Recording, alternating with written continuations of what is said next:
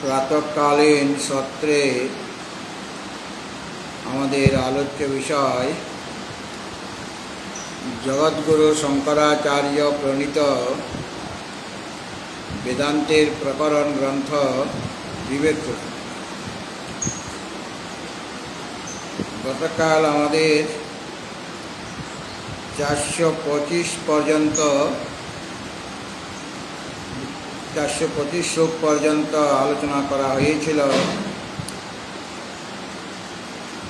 এই শ্লোকে গতকাল বলা হয়েছিল যে কোনো এক সহস্র সহস্র মানুষের মধ্যে কোনো একজন বিরল মানুষ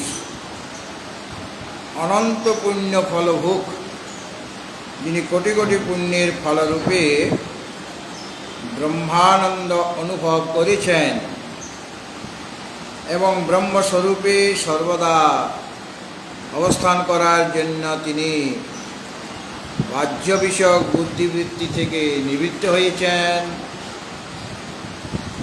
আর নিদ্রিতের মতো নিদ্রিত ব্যক্তিকে যেমনভাবে নিদ্রিত যে ব্যক্তি সে তাকে অন্যকে হয়তো উঠিয়ে ভোজন করিয়ে দেয়, নাকি শুয়ে পড়েছে তাকে উঠিয়ে ভোজন করিয়ে দেয়, বালককে যেমন তার মাতা ভোজন করিয়ে দেয়, ঠিক সেইরকমভাবে অন্যাবেদিত ভোগ্য ভোগ কলনঃ, অন্যের দ্বারা প্রদত্ত এই শরীরে রক্ষা উপযোগী ভোগ্যের ভোগ সম্পাদন তিনি করে দেন। অর্থাৎ যা প্রয়োজন সেটা খাওয়ার দাওয়ার ইত্যাদি তার শরীরকে রক্ষা করার জন্য যা যা প্রয়োজন সব করে দেন। এইরকম কচিত লব্ধি কখনো মন ব্রহ্ম থেকে যদি বুদ্ধিত হয় ওটা সমাধি অবস্থায়, আর যদি সে বুদ্ধিত হয় তখন তার কাছে স্বপ্নদৃষ্ট পদার্থ যেমন মিথ্যা, ঠিক সেরকমভাবে এই যে জগৎ, এই জগৎকে দর্শন করেও তিনি অবস্থান করেন, অর্থাৎ ওগুলিকে এই স্বপ্নদৃষ্ট পদার্থের মতোই মিথ্যা বলে মনে করেন। এরকম ব্যক্তি সধন্য, তিনি ভুবি মান্য, এই পৃথিবীতে তিনি মাননীয় বা পূজিত ব্যক্তিত্ব। এরপরে বলছেন 426 নম্বর শ্লোক, গীতাতে যেমন শীতপ্রজ্ঞের লক্ষণ বলা হয়েছে, এখন এখানেও শীতপ্রজ্ঞের লক্ষণ বলা হচ্ছে। শীতপ্রজ্ঞ যতিরয়ং সদানন্দমাশ্নুতে ব্রহ্মণ্যেব বিলীনাত্মা নির্বিকারো বিনিষ্ক্রিয়ঃ। শীতপ্রজ্ঞ যতিরয়ং সদানন্দমাশ্নুতে ব্রহ্মণ্যেব বিলীনাত্মা নির্বিকারো বিনিষ্ক্রিয়ঃ। ব্রহ্মণি এব বিলীন আত্মা, দ্বিতীয় লাইনে আছে ব্রহ্মণি এব বিলীন আত্মা। এখানে আত্মা মানে অন্তঃকরণ। ব্রহ্মে বিলীন হয়েছে অর্থাৎ নিরুদ্ধ হয়েছে যার আত্মা মানে অন্তঃকরণ। হ্যাঁ, সেই ব্যক্তিকে বলা হয়েছে যার ব্রহ্মে তার অন্তঃকরণটি বিলীন হয়েছে। বিলীন হওয়া মানে নিরুদ্ধ হওয়া, নিরুদ্ধ হওয়া, নিরোধ। যোগ চিত্তবৃত্তি নিরোধ, সেই নিরোধ। ব্রহ্মে বিলীন হওয়া যা মানে ওই ব্রহ্মে এই অন্তঃকরণ নিরুদ্ধ হয়েছে। যার অন্তঃকরণ নিরুদ্ধ হয়েছে তাকে বলা হচ্ছে ব্রহ্মণি এব বিলীন আত্মা। সেই ব্যক্তিকে বোঝানো হচ্ছে, সেই ব্যক্তিকে বোঝানো হচ্ছে যার অন্তঃকরণটি ব্রহ্মে বিলীন হয়েছে মানে নিরুদ্ধ হয়েছে, সেই ব্যক্তিকে বোঝানো হচ্ছে। এবং তিনি নির্বিকার, বিকার রহিত। বিকার মানে মানসিক বিকাশ। জাগতিক বস্তু পেলে যেমন মনের বিকার দেখা যায়, হর্ষ, বিষাদ, বা কখনো সম্মানিত কখনো অপমানিত, এরকম দেখা যায়। এগুলি মনের বিকার। হর্ষ, আনন্দ পেলে তার একরকম বিকার হবে, আনন্দে উদ্বেল হয়ে যাবে। আবার দুঃখ পেলে অবসাদগ্রস্ত হয়ে যাবে। এগুলি সব মনের বিকার। তো নির্বিকার, তার মধ্যে মনের কোনো বিকার হবে না।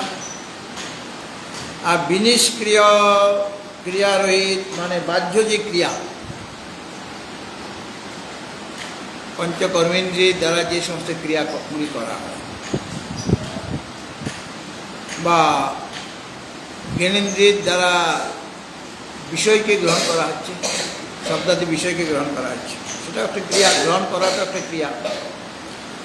সুতরাং তিনি বিনিষ্ক্রিয় হয়ে যান মানে বাহ্য ক্রিয়া রহিত হয়ে যান। বাহ্য ক্রিয়া কারা করে? যাদের বিষয়ের প্রতি এখনো আসক্তি আছে, তারাই ওই বাহ্য বিষয়কে লাভ করার জন্য বাহ্য ক্রিয়া করবেন। বিষয়গুলি বাহ্য, তাকে পাওয়ার জন্য যে ক্রিয়া সেটাও বাহ্য।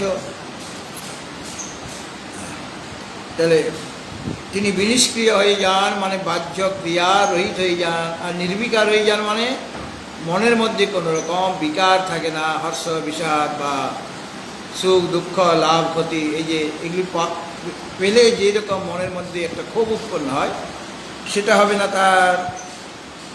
এবং ইয় সদানন্দম অশ্নুতে, যিনি সদানন্দ মানে সর্বদা, দুই রকমভাবে ব্যাখ্যা করা যায়। সদা যোগ আনন্দ অথবা সৎ যোগ আনন্দ, দুটাই সদানন্দ। যদি সদা যোগ আনন্দ করা হয় তাহলে অর্থ হবে সর্বদা পরমানন্দ অশ্নুতে মানে অনুভব করেন, ভোগ করেন মানে অনুভব করেন। আর সৎ আনন্দ যদি বলা হয়, সৎস্বরূপ যে আনন্দ অনুভব করেন, দুটোই হয়। অয়ং যদি এরকম সন্ন্যাসী বা যত্নবান সাধক, তিনি শীতপ্রজ্ঞ, তাকেই বলা হচ্ছে শীতপ্রজ্ঞ। হ্যাঁ, গীতাতে একরকমভাবে শীতপ্রজ্ঞের লক্ষণ বলা হয়েছিল, আর এখানে আরেক রকমভাবে বলা হচ্ছে। তাহলে যার অন্তঃকরণ ব্রহ্মেই বিলীন হয়েছে মানে ব্রহ্মে নিরুদ্ধ হয়েছে, মানে এটা শীতপ্রজ্ঞের লক্ষণ বলা হয়েছে। যার অন্তঃকরণ ব্রহ্মে বিলীন, বিলীন মানে নিরুদ্ধ হয়েছে। এবং যিনি মানস বিকার রহিত, মনের মধ্যে কোনো ক্ষোভ নাই, হর্ষ বিষাদে তার কোনো ক্ষোভ নাই। এবং বাহ্য ক্রিয়া রহিত, বাহ্য বিষয় লাভ করার জন্য বাহ্য ক্রিয়াও যিনি করেন না, বাহ্য ক্রিয়া রহিত, তিনি সর্বদা পরমানন্দ অনুভব করেন। বা তিনি সৎস্বরূপ, সৎস্বরূপ যে আনন্দ, সেই আনন্দে সাক্ষাৎকার করেন বা অনুভব করেন। এইরকম সন্ন্যাসী বা যত্নশীল সাধক, তাকেই বলা হচ্ছে শীতপ্রজ্ঞ। প্রথমেই বলা শীতিপ্রজ্ঞ জ্যোতির অয়ং। অয়ং শীতপ্রজ্ঞ জ্যোতি। জ্যোতি মানে যারা প্রয়ত্ন করছেন, মানে প্রয়ত্নশীল সাধক, বা ইনি হচ্ছেন জ্যোতি শব্দের দুই রকমের অর্থ। জ্যোতি মানে সন্ন্যাসীও হয়, যত মানে সংযত যিনি করেছেন, যিনি সংযত করেছেন তিনি জ্যোতি। আবার যিনি চেষ্টা করছেন তিনিও জ্যোতি। চেষ্টা মানে তিনি আত্মজ্ঞান লাভ করার জন্য সাধনা করছেন। হ্যাঁ, তো এখানে বলা হলো ব্রহ্মণি এব বিলীন আত্মা। এখানে আত্মান শব্দের অর্থ কী করা হলো? অন্তঃকরণ, অর্থাৎ ব্রহ্ম বিচার করে। ব্রহ্ম বিচার করে মানে কীভাবে অন্তঃকরণটি ব্রহ্মে বিলীন হবে, মানে নিরুদ্ধ হবে, সেটা কথা বলা হচ্ছে।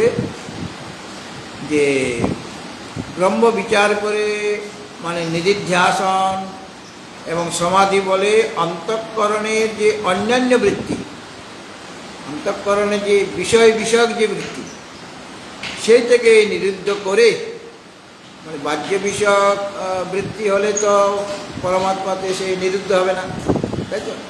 কাজেই প্রথমে কী করতে হবে? নিদিধ্যাসন এবং সমাধি বলে অন্তঃকরণের যে অন্যান্য বৃত্তি, মানে ব্রহ্মাকার বৃত্তি ছাড়া অন্যান্য যে বৃত্তি, সেইগুলিকে তিনি নিরোধ করেছেন। নিরুদ্ধ করে কেবল ব্রহ্মমাত্র বৃত্তি থাকবে। কোথায়? ব্রহ্মে ব্রহ্মমাত্র বৃত্তি বিশিষ্ট রূপে অন্তঃকরণের যে অবস্থান, তাকে এখানে ব্রহ্মে বিলীনের কথা বলা হয়েছে। ব্রহ্মে যা অন্তঃকরণ বিলীন হয়েছে, মানে সেখানে রয়েছে, কিন্তু কেমনভাবে রয়েছে? অন্যান্য বৃত্তি থেকে মুক্ত। অন্যান্য বৃত্তি তার হচ্ছে না, মানে বাহ্য বিষয়ক বৃত্তি থেকে বৃত্তিগুলিকে সে নিরোধ করেছে। নিরোধ করে কেবল ব্রহ্মমাত্র বৃত্তি বিশিষ্ট হয়ে, বিশিষ্ট রূপে অন্তঃকরণের যে ব্রহ্মে স্থিতি, সেটাকেই বলা হচ্ছে বিলীন হয়ে যাওয়া, অর্থাৎ অন্তঃকরণের অবস্থান আছে। আমাদের যেটাকে আমরা লীন বলি, বিলীন শব্দের অর্থ সাধারণত যেমন জলে চিনি দিয়ে দেওয়া হলো, তো চিনিটা জলে গুলে গেল, মানে চিনিটাকে আর আলাদা দেখা যাচ্ছে না, চিনির সাথে জলের সাথে চিনিটা গুলে গেছে, তো ওটাকে বলা হচ্ছে বিলীন। বা মনে করো যে তোমার একটা বড় মাছ আর একটা ছোটো মাছকে খেয়ে ফেলল, তাহলে ছোটো মাছটা ওই মাছের মধ্যে বিলীন হয়ে গেল, তার আলাদা অস্তিত্ব রইল না, সেখানে সে ওকে খেয়ে নেবে, মানে ওর মধ্যে তো ঢুকে গেল যখন, তখন তো ছোটো মাছটাকে দেখা যাচ্ছে না, সে বড় মাছেই হয়ে গেছে, বড় মাছের এখন অঙ্গ হয়ে গেছে। এখানে ওইরকমভাবে চিনির মতো জলে বিলীন হয়ে যাওয়া ওইরকম নয়, কিন্তু তার যে অন্তঃকরণের যে অন্যান্য বৃত্তি, মানে বাহ্য বৃত্তি, সেটাকে নিরুদ্ধ করে কেবল ব্রহ্মমাত্র বৃত্তি বিশিষ্ট রূপে ব্রহ্মে যে অবস্থান, তার নাম হচ্ছে ব্রহ্মে বিলীন হওয়া বা ব্রহ্মে নিরুদ্ধ হয়েছে। তার অন্তঃকরণটা ব্রহ্মে নিরুদ্ধ হয়েছে, অন্য জায়গায় যাচ্ছে না। ব্রহ্মে নিরুদ্ধ হয়েছে মানে ওটা আর অন্য বিষয়মূলক বিষয়ক যে অন্তঃকরণ বৃত্তি আর হচ্ছে না, কেবল ব্রহ্মমাত্র বৃত্তি বিশিষ্ট রূপে সে অবস্থান করছে, অন্য কোনো বৃত্তি হবে না। তাহলে এটি নিরুদ্ধ হলো কিনা? হ্যাঁ, চিনি দেখা যাচ্ছে না, কিন্তু চিনিটাকে আবার বার করে যাবে, খেলে মিষ্টি লাগবে, মানে ওটা তো চিনিটা আছে কিন্তু লীন হয়ে আছে, ওটা জলের মধ্যে লীন হয়ে আছে না। এখানে ওটা মানে চিনিটা ওখানেও আছে, আর আমি ইচ্ছা করলে চিনিটাকে বার করে নিতে পারি, ইচ্ছা করলে চিনিটাকে বার করে নিতে পারি। কীভাবে? জলটা গরম করবো, জলটা গরম হয়ে ব্যবহার হয়ে যাবে, আর নিচে চিনিটা পড়ে থাকবে, হয় না? না না, মানে যদি কেউ ইচ্ছা করে চিনিটা বার করে নেবো, তো বার করে তো ওই চিনির রস আমি করলাম, হ্যাঁ, সেখানে এই রসগোল্লা ডুবালাম, তারপরে ওই চিনির রস বেঁচে গেল, ওটা আমি কী করি? ওটা জাল দিয়ে ওটা ওই মিষ্টির মতো দানা হয়ে যাবে, সেটা খাওয়া যাবে, ঠিক আছে?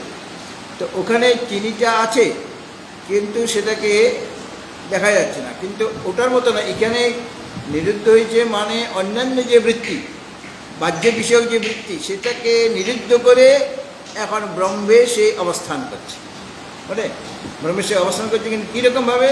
ব্রহ্মমাত্র বৃত্তি বিশিষ্ট রূপে ওই অন্তঃকরণটা অবস্থান করছে।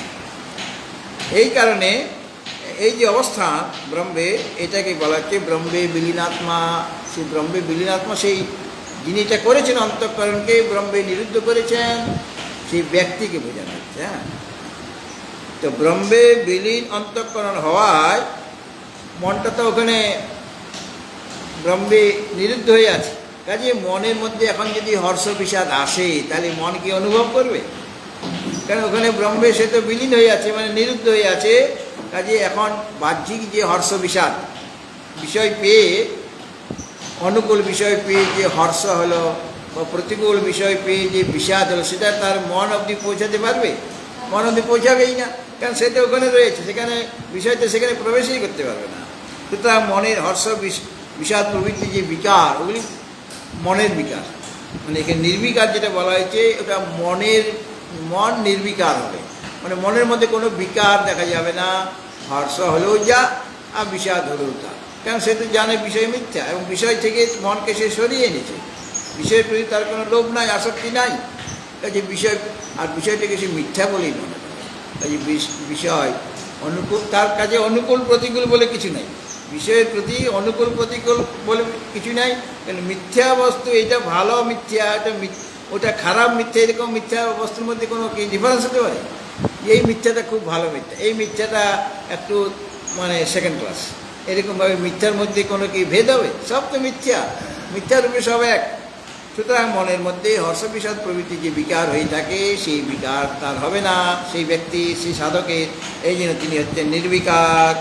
আর বলা হয়েছে তিনি বিনিষ্ক্রিয়, অর্থাৎ বাহ্য ক্রিয়া তার নেই। মানে মনকে বাদ দিয়ে কোনো ক্রিয়াই হওয়া সম্ভব নয়। আমি একটা ঘটকে দেখব, ঘটকে কিভাবে দেখব? যদি মনটা অন্যত্র থাকে, ঘটকে দেখতে পাবো? সামনে তুমি বসে আছো, তুমি সকলের সাথে কথা বলছো, অথচ আমি তোমাকে দেখতে পাচ্ছি না, তোমার কথাও আমি শুনতে পাচ্ছি না। অথচ তুমি আমার চোখের সামনে বসে আছো, আমার কান অবধি শব্দ তো প্রবেশ করছে, কিন্তু কানে প্রবেশ করছে, চোখও দেখছে, কিন্তু মন অন্যত্র রয়েছে বলে আমি তোমার কথাগুলিও শুনতে পাচ্ছি না, আমি তোমাকে সামনে দেখলেও দেখতে পাচ্ছি না। এরকম হয়ে যায় কিনা আমার সাথে? হ্যাঁ, মন ছাড়া কোনো ক্রিয়াই হবে না। মন ছাড়া যেহেতু কোনো ক্রিয়া হয় না, আর মন তো তার ব্রহ্মে নিরুদ্ধ হয়ে আছে, কাজেই কোনো ক্রিয়া ওই সাধকের পক্ষে করা সম্ভব নয়। এই জন্য তিনি বিনিষ্ক্রিয় হয়ে যান। আর তিনি সদানন্দম অস্মৃতি, তিনি সর্বদা আনন্দ অনুভব করেন, অথবা সৎস্বরূপ যে আনন্দ, সৎ স্বরূপ যে আনন্দ, আর আনন্দটা তার স্বরূপ।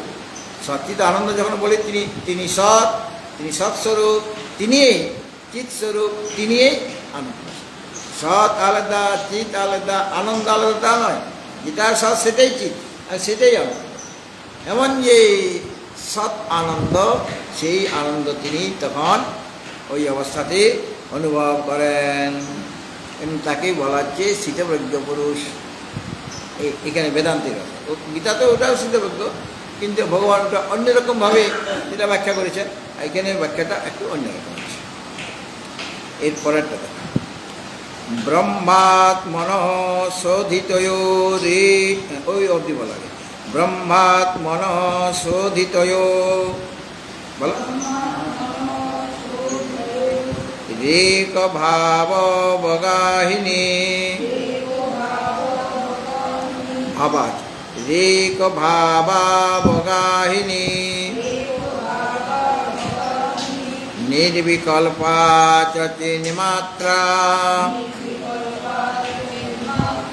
নির্বিকল্পা চিন্মাত্রা, বৃত্তি প্রজ্ঞেতি গচ্ছতে, স সর্বদা ভবেদ্যস্য, সা সর্বদা ভবেদ্যস্য, স জীবন মুক্ত ইষ্যতে। শোধিতয়োঃ, তৎপদ এবং তংপদ, এই দুটাকে শোধন করা হলো। হ্যাঁ, কি বললাম? না, তুমি বলো। আমি কি বললাম সেটা তুমি বলো। কি আছে, কি আছে তোমার তোমার কি আছে, কি আছে? হ্যাঁ, আচ্ছা, নিচের লাইনটা একটু একটু আলাদা আছে। হ্যাঁ, সুস্থিতাসো ভবেৎ যস্য স্থিতপ্রজ্ঞ স উচ্যতে। ঠিক আছে, ওটা বলবো। আসলে এখানে এটা আছে, ওটা আমি ইয়ে করবো। ঠিক আছে, ওটা আমি বলছি। তো প্রথম দুটো লাইন আগে দেখি নাও, না তিনটে লাইনে দেখি নাও, ওটাও পরে বলছে।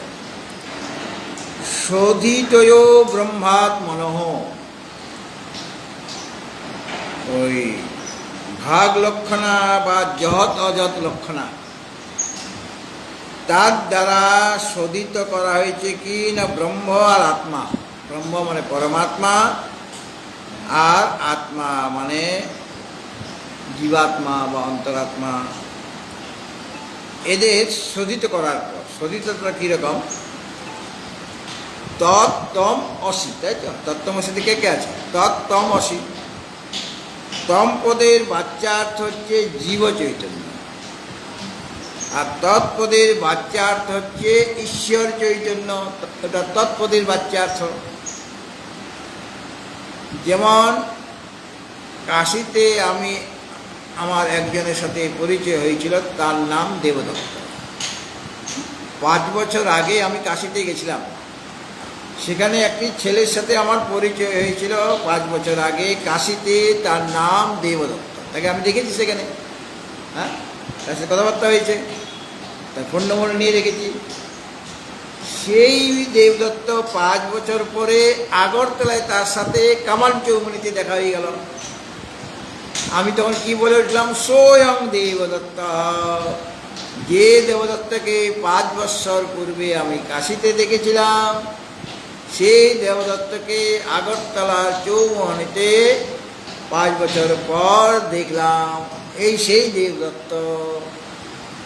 দুটা দেবদত্ত এক হবো কেমন করে? একটা তো 5 বছর পূর্বের অতীতকাল, আর স্থানটা বারাণসী, আর দেবদত্ত।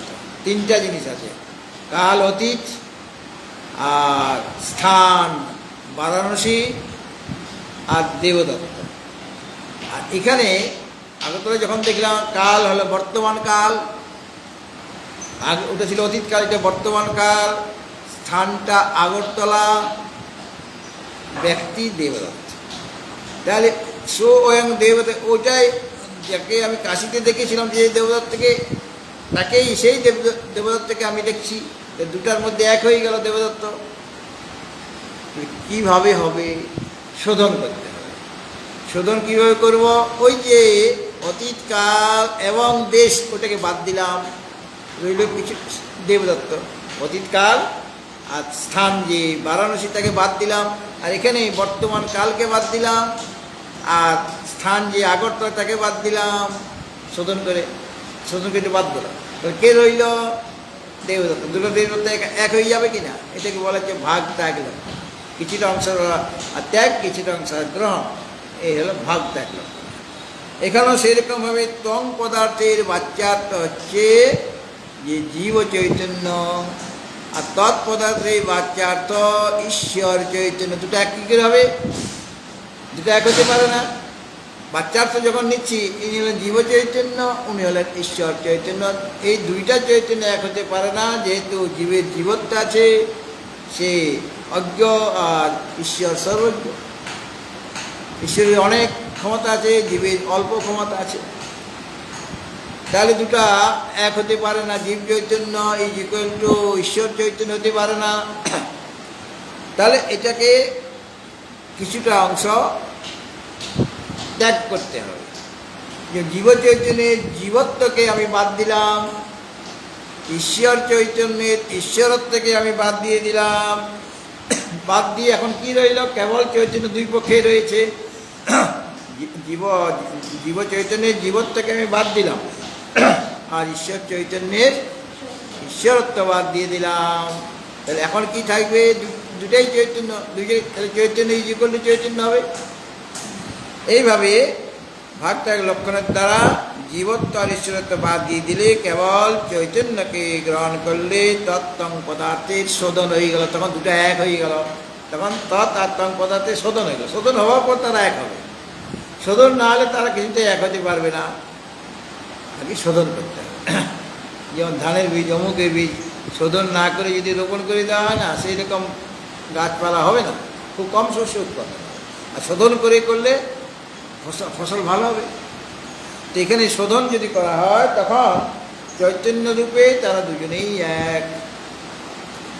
তো শোধিত যে পদার্থ দ্বয়, একটা তৎ আর তং পদে শোধন করার পর তারা দুটা এক হয়ে যাচ্ছে।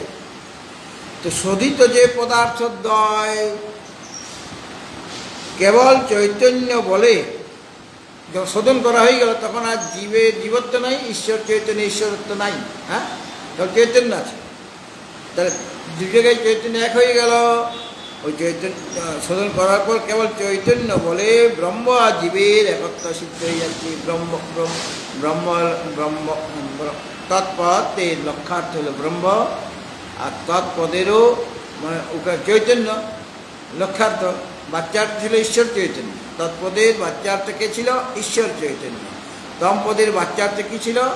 জীব চৈতন্য। এটাকে শোধন করা মানে কি? জীবের জীব চৈতন্য জীবত্ব বাদ দাও, ঈশ্বর চৈতন্য ঈশ্বরত্ব বাদ দাও, তো চৈতন্য রূপে দুটোই এক। তো শোধিত পদার্থ দ্বয় মানে তৎ আর ত্বং, এই দুইটা পদার্থ। পদের অর্থ মানে পদের যে বিষয়, অর্থ মানে বিষয়, পদার্থ মানে পদের বিষয়। ঘট একটা পদ, আর ঘটের বিষয়টা কি? ওই যে আকৃতিটা যেটা আমি চোখের সামনে দেখছি, ওটা হলো ঘটার্থ, ঘটের অর্থ। আর আমি শুধু ঘট বললাম, আমি তো শুধু একটা শব্দ বলেছি, তার মানে এই নয় যে এখানে একটা ঘট থাকতে হবে। ঘটটা তুমি দেখতে পাচ্ছ না, কিন্তু ঘট শব্দটা শুনলে তো, শুনলে পর তোমার একটা ধারণা হচ্ছে এই ধরনের ঘট। কিন্তু সামনে আমি একটা ঘটকে রেখে দিয়েছি, তখন ঘটের অর্থটা ওখানে রয়েছে, ওইটা হলো পদার্থ। পদের অর্থ ঘট, পদের অর্থ হলো ওই জিনিসটা যেটা দিয়ে আমি জল টল আনতে পারছি। আর শুধু ঘট শব্দ তো বললাম, তুমি এই শব্দ দিয়ে জল আনতে পারবে? হবে না। সুতরাং পদ আলাদা আর পদের অর্থটা আলাদা। সুতরাং এই শোধিত পদার্থ দ্বয় মানে তৎ আর তম, এই দুইটা পদার্থ দ্বয় কেবল চৈতন্য তার অবশিষ্ট রইল। এই চৈতন্য বশত ব্রহ্মের ওই চৈতন্য রইল, আর জীবেরও চৈতন্য রইল। সুতরাং ওই অবস্থাতে ব্রহ্ম আর জীবের একত্ব সিদ্ধ হয়ে যায়, কারণ দুটাই চৈতন্য।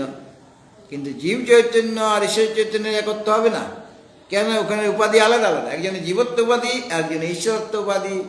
ওই দুটা উপাধি বাদ দিলে ঘটাকাশ আর মঠাকাশ, এখন দুইটা তো আলাদা, ঘটাকাশ আলাদা, মঠাকাশ আলাদা।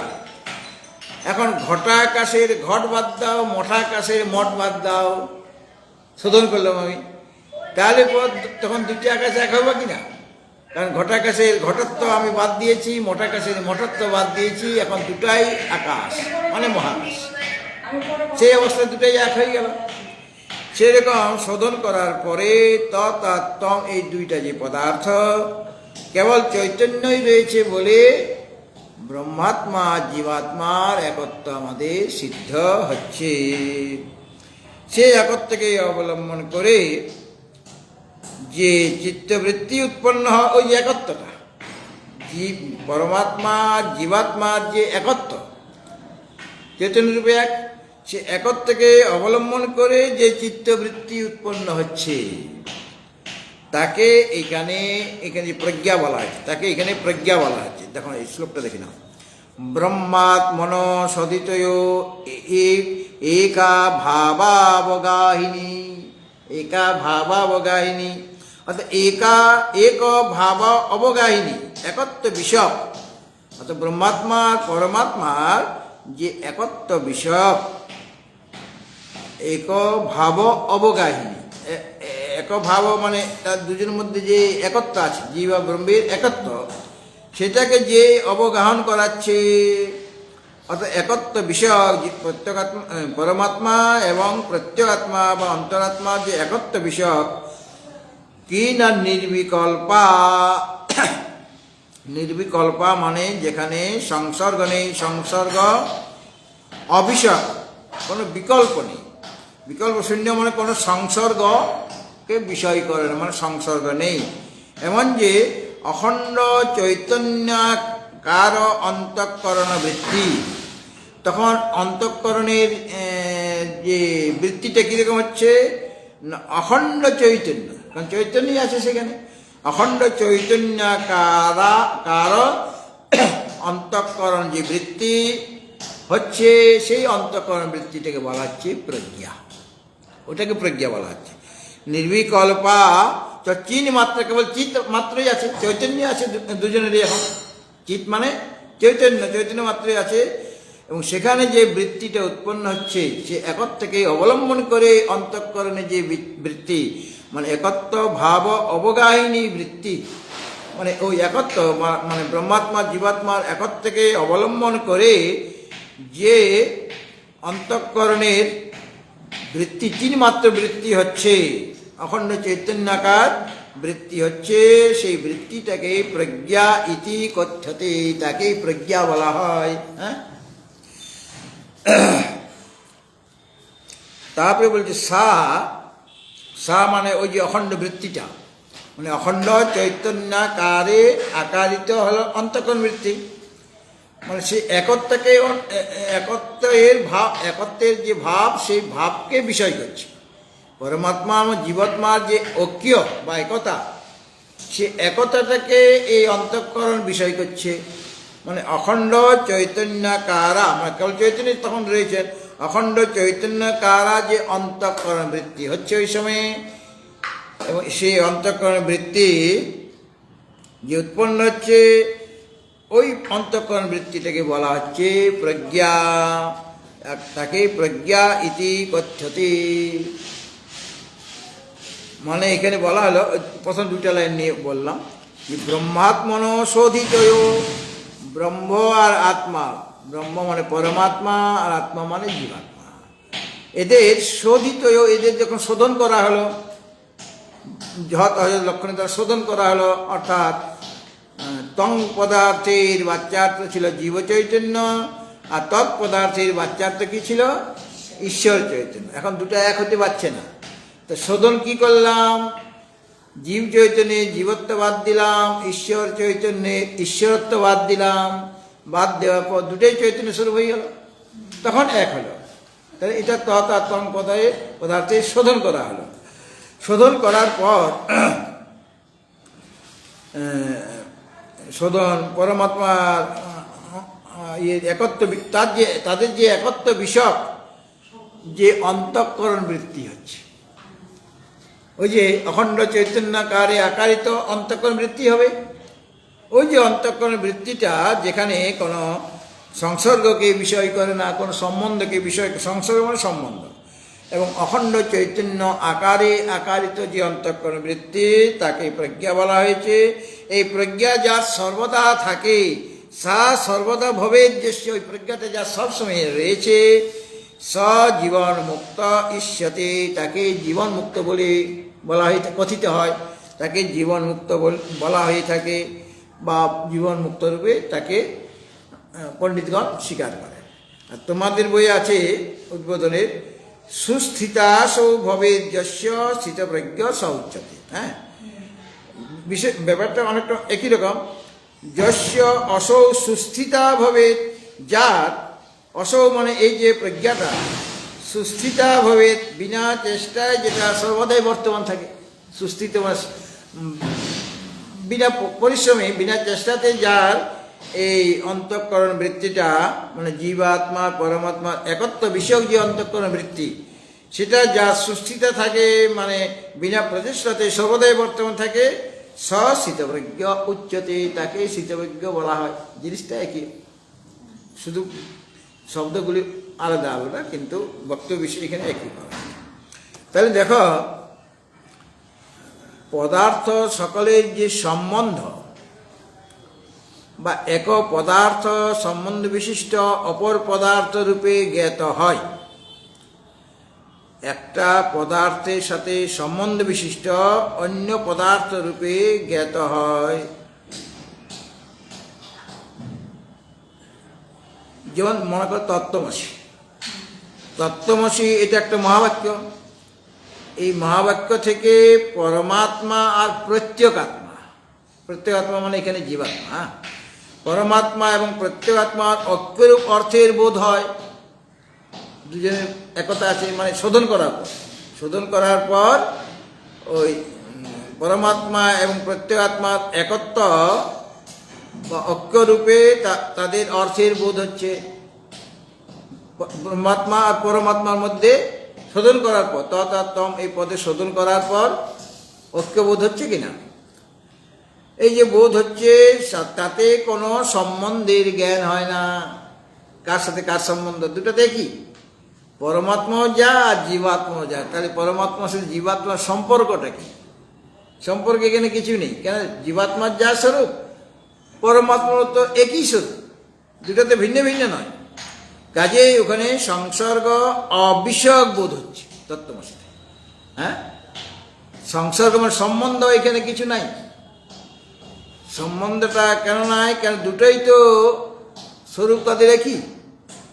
যদি আলাদা আলাদা হয়তো, যেমন পিতা পুত্র, এই যে সম্বন্ধ, পিতা পুত্র সম্বন্ধ, হ্যাঁ, কিন্তু এটা তো সেরকম নয়। এ তো যিনি জীবাত্মা তিনিই তো পরমাত্মা, ভিন্ন তো কিছু নয়। তাকে এখানে বলা হচ্ছে নির্বিকল্প। এখানে শ্লোকে যে বলা হয়েছে নির্বিকল্পা চ চিন মাত্রা, সেখানে নির্বিকল্প মানে সংসর্গ অবিষয়, কোনো সংসর্গ মানে সম্বন্ধকে বিষয় করবে না। কোনো সংসর্গ মানে সম্বন্ধ, কোনো সম্বন্ধকে বিষয় করবে না। এবং চিন মাত্র, যেটা দুজনের কাছে এখন চৈতন্যই রয়েছে। চিৎ মানে চিৎ মানে চৈতন্য, কেবল চিৎ মাত্র, যে মানে অখণ্ড চৈতন্যকার যে বৃত্তি, মানে অন্তঃকরণ বৃত্তি, ওই অন্তঃকরণ বৃত্তিটাকে বলা হচ্ছে কি? প্রজ্ঞা। এবং এই যে অন্তঃকরণ বৃত্তি যাকে প্রজ্ঞা বলা হয়েছে, সে অন্তঃকরণ বৃত্তি সেখানে ওই চিৎ মাত্র রূপেই থাকে। চিৎ চৈতন্য হয়েছে, মাত্রা মানে কেবল চৈতন্য রয়েছে, আর কিছু নাই। সে জীবত্ব ঈশ্বরত্ব বাধ্য হয়েছে। এখন সাধারণ যে পদার্থ রয়েছে, সেখানে পদার্থ সকলের সম্বন্ধ বা এক পদার্থ সম্বন্ধ বিশিষ্ট অপর পদার্থ রূপে জ্ঞাত হয়। মানে দুইটা বস্তু, এইটা মনে করো এটাও গ্রন্থ, এটাও গ্রন্থ, কিন্তু দুইটা গ্রন্থ তো আলাদা আলাদা। এইটা অন্য বিষয়ক, এটা আরেক বিষয়ক, কিন্তু তাদের একটা সম্বন্ধ, যে এটা না পড়লে এটা ঠিক বোঝা যাবে না। এরকম হয়তো এটা ব্যাকরণ, এটা বেদান্ত বই। ব্যাকরণ না জানলে এইটা বেদান্ত শাস্ত্র জানা যাবে না, শব্দের অর্থ জানতে পারবে না। কাজে ওটার সাথে একটা সম্পর্ক রয়েছে। বা ন্যায় শাস্ত্র না পড়লে বেদান্তের বিচার বা দার্শনিক মতবাদগুলি ঠিক ঠিকভাবে বোঝা যাবে না। কাজে ন্যায় শাস্ত্রের সাথে বেদান্ত শাস্ত্রের একটা সম্বন্ধ আছে কিনা, বা ব্যাকরণের সাথে অন্য শাস্ত্রের। বা মনে করো কাগজ আর কলম, কাগজ আছে কিন্তু কলম নাই, তো কলম ছাড়া কাগজে আমি লেখক কাজে কাগজের সাথে কলমের একটা সম্বন্ধ রয়েছে। এখানে সেরকম সংসর্গ মানে সম্বন্ধ, সেরকম সম্বন্ধ কিছু নেই। কেন? দুটাই স্বরূপ এইটা এক, তাদের আর সম্বন্ধ কি হবে? দুটা যদি আলাদা আলাদা বস্তু হতো তাহলে সম্বন্ধ থাকতো। দুটো তো আলাদা বস্তু নয়। জীবেরও যা স্বরূপ, চৈতন্য স্বরূপ, চিৎ স্বরূপ, আর পরমাত্মাও চিৎ স্বরূপ, তাহলে দুটা চিতের মধ্যে আবার সম্বন্ধ কি থাকে? দুটো চিতেই তো এক। এই জন্য সম্বন্ধ অবিষয়ক বলা হয়েছে। হ্যাঁ, নির্বিকল্পা মানে সংসর্গ অবিষয়ক, সেখানে কোনো সংসর্গ বা সম্বন্ধ থাকে না, কেবল চিৎ মাত্রই থাকে। আর এরকম অন্তঃকরণ বৃত্তিকেই বলা হচ্ছে প্রজ্ঞা। এবং এইরকম প্রজ্ঞা যা সর্বদাই থাকে, সুস্থিত থাকে, তাকেই বলা হচ্ছে জীবন মুক্ত পুরুষ। এইরকম প্রজ্ঞা মানে অন্তঃকরণ বৃত্তিটা, যেটা চৈতন্য মানে পরমাত্মা জীবাত্মার ঐক্য বিষয়ক যে অন্তঃকরণ বৃত্তি, সে অন্তঃকরণ বৃত্তিটাকেই বলা হচ্ছে প্রজ্ঞা। আর এই প্রজ্ঞা যা সর্বদাই রয়েছে, সুস্থিতভাবে রয়েছে, সেই রকম ব্যক্তিকে বলা হবে জীবনমুক্ত পুরুষ। ঠিক আছে, এরপর একটা দেখো, স্থিতপ্রজ্ঞের লক্ষণ বলছে কিন্তু, হ্যাঁ, গীতার স্থিতপ্রজ্ঞের লক্ষণ আর এটা স্থিতপ্রজ্ঞের মধ্যে অন্যরকমভাবে বোঝাচ্ছে, জিনিসটা কি কিন্তু অন্যরকমভাবে বোঝাচ্ছে। ওই 428 নম্বর শ্লোক এখন হচ্ছে 428। যস্য স্থিতা ভবেৎ প্রজ্ঞা যস্যানন্দো নিরন্তরঃ প্রপঞ্চো বিস্মৃতপ্রায়ঃ স জীবন্মুক্ত উচ্যতে। যস্য স্থিতা ভবেৎ প্রজ্ঞা যস্যানন্দো নিরন্তরঃ প্রপঞ্চো বিস্মৃতপ্রায়ঃ স জীবন্মুক্ত উচ্যতে। যস্য প্রজ্ঞা, যার প্রজ্ঞা, প্রজ্ঞা মানে কি, অখণ্ড ব্রহ্ম বিষয়ক যে অন্তঃকরণ বৃত্তি, হ্যাঁ, বা অখণ্ড চৈতন্যকারাকারিত যে অন্তঃকরণ বৃত্তি। যেমন ঘটকে দেখলে ঘটাকার অন্তঃকরণ বৃত্তি হয়, সে অখণ্ডকে দেখলে, যেখানে জীবাত্মা পরমাত্মা ঐক্য করা হয়েছে, অখণ্ড চৈতন্যকার যে অন্তঃকরণ বৃত্তি, তার নাম হয়ে গেল প্রজ্ঞা। ঠিক আছে, এবং এই রকম প্রজ্ঞা, যস্য প্রজ্ঞা, যার এইরকম প্রজ্ঞা মানে অখণ্ড চৈতন্য বিষয়ক বা চৈতন্য বিষয়ক যে অন্তঃকরণ বৃত্তি, মনোবৃত্তি, সীতা ভবেৎ, অর্থাৎ যার সিদ্ধ হয়ে গেছে, এরকম অন্তঃকরণ বৃত্তি যার স্থিত হয়ে আছে, মানে সিদ্ধ হয়েছে, যে চেষ্টা করলে তার অন্তঃকরণ বৃত্তি অখণ্ড চৈতন্য আকারে আকারিত হয়ে যাবে। এবং যস্য আনন্দ নিরন্তর, এবং যার আনন্দ সর্বদাই, যার আনন্দ নিরন্তর, যার আনন্দ মানে জীবনমুক্ত পুরুষের লক্ষণ বলছে। জীবনমুক্ত পুরুষের প্রজ্ঞা থাকবে, অর্থাৎ অখণ্ড চৈতন্য আকারিত অন্তঃকরণ বৃত্তি তার আছে, মানে প্রজ্ঞা আছে সর্বদা, ওইরকম বৃত্তিটা সর্বদাই রয়েছে। এবং যার আনন্দ নিরন্তর, যার নিরন্তর ব্রহ্মানন্দ অনুভূত হচ্ছে। আর কি না, প্রপঞ্চ বিস্মিত প্রায়, এই জগৎ প্রপঞ্চ যার ভুল হয়ে গেছে, বিস্মৃত হয়ে গেছে, জগৎ প্রপঞ্চের কথা মনে নাই, স জীবন মুক্ত ইষ্যতে, তাকেই জীবন মুক্ত রূপে বলা হয়ে থাকে বা তাকে স্বীকার করা হয়। তো তিনটা গুণ থাকতে হবে, তিনটা লক্ষণ এখানে বলা হলো। তার প্রজ্ঞা স্থিত হবে, ওইরকম অন্তঃকরণ বৃত্তি যে প্রজ্ঞা, সেটা সর্বদাই থাকবে, সর্বদাই স্থিত থাকবে। এবং যিনি নিরন্তর আনন্দ অনুভব করছেন, দুইটা লক্ষণ। আরেকটা লক্ষণ হলো জগৎ প্রপঞ্চ তিনি ভুলে গিয়েছেন, বিস্মিত প্রায়, স জীবন মুক্ত ইষ্যতে, তাকেই জীবন মুক্ত রূপে স্বীকার করা হয়।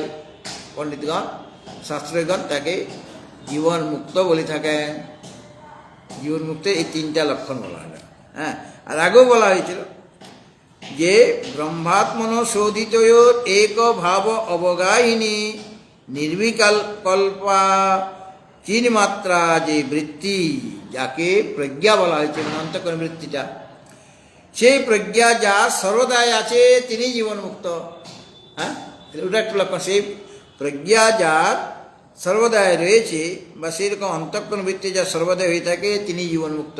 আর ওটাকে নিয়ে এখানে বলা হলো যস্য স্থিতা ভবেৎ প্রজ্ঞা, যার প্রজ্ঞা মানে ওই ধরনের অখণ্ড চৈতন্যকারিত অন্তঃকরণ বৃত্তি সিদ্ধ হয়েছে,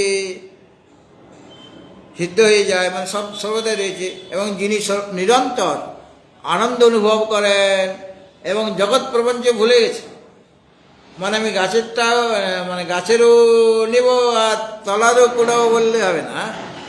হয় তোমাকে বাহ্য বিষয় নিয়ে থাকতে হবে, কিংবা তোমাকে অন্তর বিষয় নিয়ে থাকতে হবে। হয় ব্রহ্মকে নিয়ে থাকতে হবে, কিংবা বিষয় নিয়ে।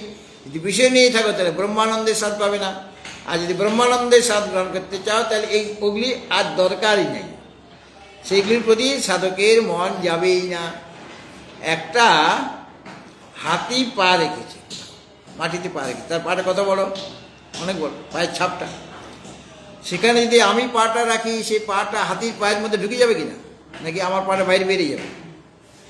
বা আরেকটা আমার চেয়েও একজন বড়, সে পাটা রাখলো, হাতির পাতে বিশাল, সে হাতির পায়ের মধ্যে সকলের পা অন্তর্ভুক্ত হয়ে যাচ্ছে, মিলে যাচ্ছে, আলাদা থাকছে না। সেরকমভাবে ব্রহ্মানন্দের মধ্যে সমস্ত আনন্দ অন্তর্ভুক্ত হয়ে যাচ্ছে, আলাদা আর থাকছে না সেগুলি। কেননা ব্রহ্মানন্দ হলো পূর্ণ আনন্দ।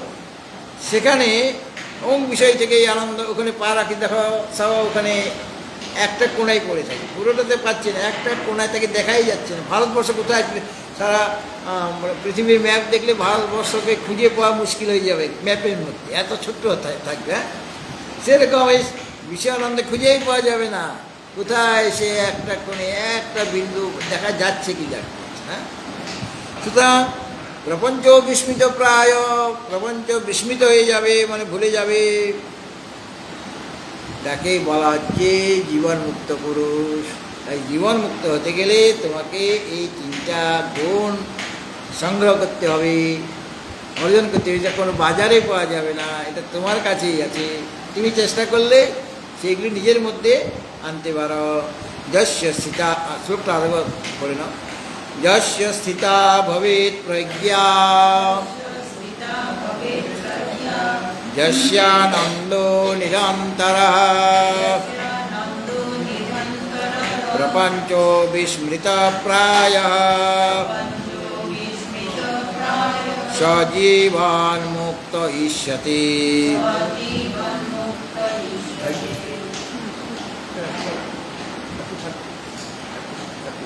এখানে বসুন, এখানে বেদান্ত শোনো,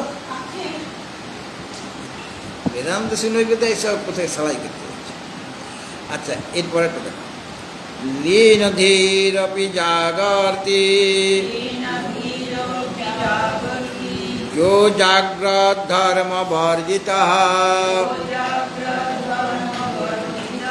বোধো নির্বাসনো যস্য, স জীবন মুক্ত ইষ্যতি।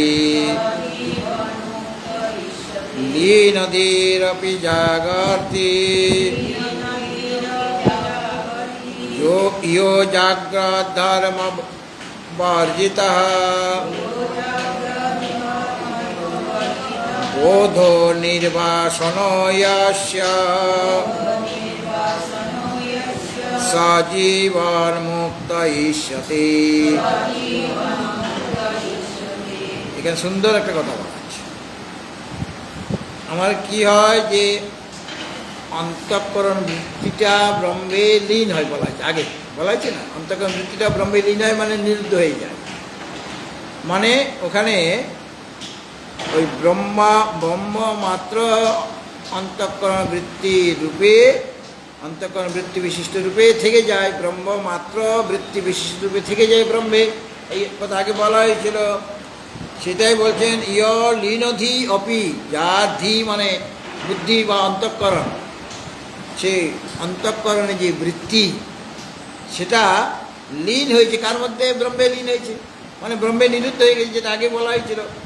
যার বুদ্ধি, ধি মানে বুদ্ধি মানে অন্তঃকরণ বৃত্তি, হ্যাঁ, বুদ্ধিটা তো অন্তঃকরণ মধ্যে, এখানে অন্তঃকরণ বৃত্তি লীন হয়েছে কোথায়? ব্রহ্মে, মানে ব্রহ্মমাত্র রূপে সেটা ব্রহ্মমাত্র বৃত্তি বিশিষ্ট রূপে আছে অন্তঃকরণটা, কিন্তু নিরুদ্ধ হয়ে আছে, মানে বাহ্য বিষয়কে নিরুদ্ধ করেছে, বাহ্য বিষয়ের দিকে তার বুদ্ধিটা যাচ্ছে না, অন্তঃকরণে যাচ্ছে না, তৎ বিষয়ক বৃত্তি তার হচ্ছে না, বিষয় বিষয়ক বৃত্তি হচ্ছে না, কেবল ব্রহ্মমাত্র বিশিষ্ট বৃত্তিরূপে অবস্থান করছে ব্রহ্মের মধ্যে।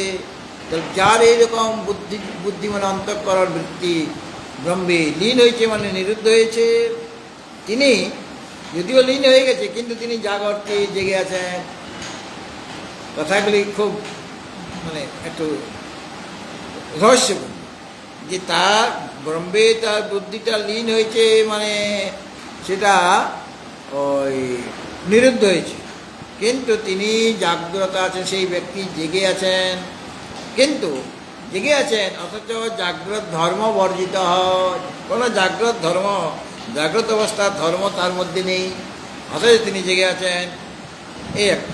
আর যস্য বোধ নির্বাসনা, যার বোধ মানে জ্ঞান, নির্বাসনা মানে বাসনা রহিত, নির্বাসনা মানে বাসনা যার নির্গত হয়েছে সেই ব্যক্তি হলেন নির্বাসনা, মানে বাসনা রহিত যিনি হয়েছেন। স জীবন মুক্ত ইষ্যতে, তাকে জীবন মুক্ত বলা হচ্ছে। এখন ওই যে জাগরতির ব্যাপারটা দেখে নিতে হবে। সুষুপ্তিতে আমরা যখন গভীর নিদ্রা হয়, মানে সুষুপ্তিতে মনটা কোথায় লীন হয়? সমাধি, হ্যাঁ, অজ্ঞানে। সুষুপ্তিতে মনটা অজ্ঞানে লীন হয়।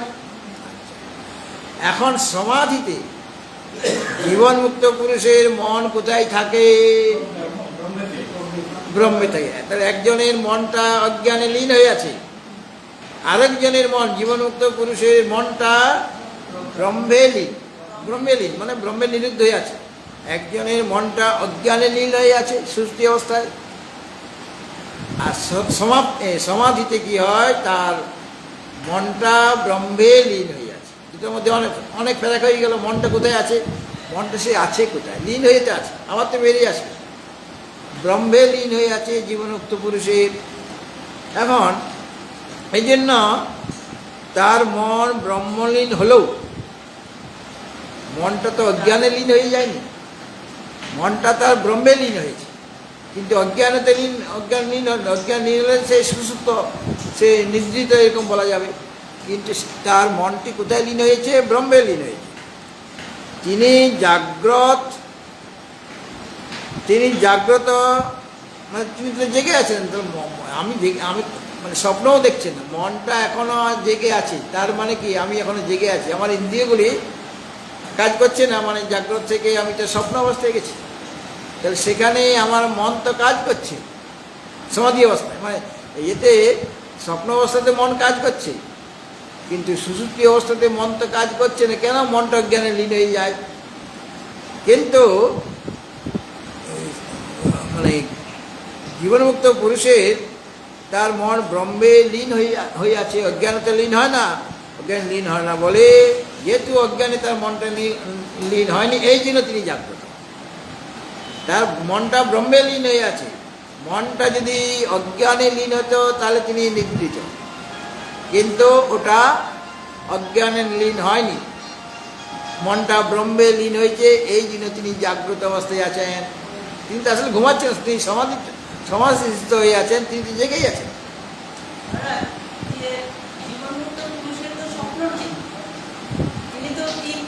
সে স্বপ্ন দেখবে না, সে মানুষের মতো স্বপ্ন দেখবে না, সবই আছে, সে স্বপ্ন দেখবে না কেন? সেটা এখন তার শরীরটা।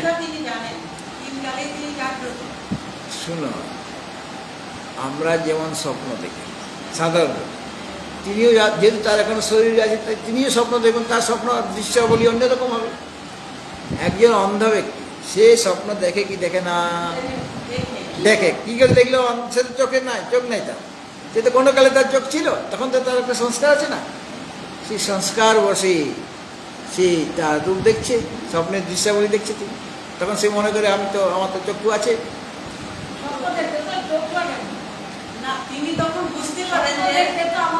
সে চোখ লাগে না, কিন্তু জন্মান্ধ যে, সে তো কোনো কিছু কোনোদিন দেখে নাই, তাহলে স্বপ্নটা সে দেখবে গাছের পাতা কীরকম বা মানুষগুলি কীরকম দেখতে সে জানে কি? তাহলে সে কী ভাবে দেখবে?